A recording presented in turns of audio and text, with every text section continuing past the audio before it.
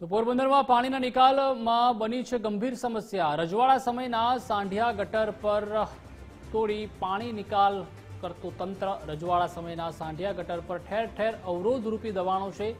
તંત્રએ જેસીબીની મદદથી ગટર ખુલ્લી કરવાની કામગીરી શરૂ કરી હતી। ધોધમાર વરસાદને પગલે હજુ પણ પોરબંદરમાં ઠેર ઠેર પાણી ભરાય છે।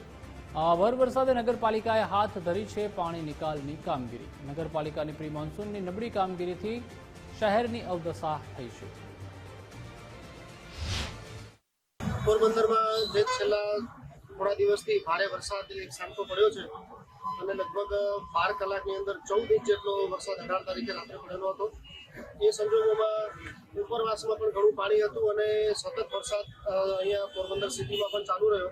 એ સંજોગોમાં જ્યારે પોરબંદરની જે ભૌગોલિક પરિસ્થિતિ છે એ પ્રમાણે બધા જ પ્રકારના નેચરલ જે ડ્રેન્સ છે એ કુદરતી જે પાણીનો નિકાસના જે વપરા છે એ બધામાં કોઈ પણ પ્રકારનું ચોકઅપ ન હોય એ જોવા માટે અમે શરૂઆત કરેલી હતી અને જ્યાં જ્યાં પણ આવું ચોકઅપ જ્યાં જોવા મળ્યું હતું ત્યાં અમે ઘણી જગ્યાએ રસ્તા તોડવા પડ્યા હતા।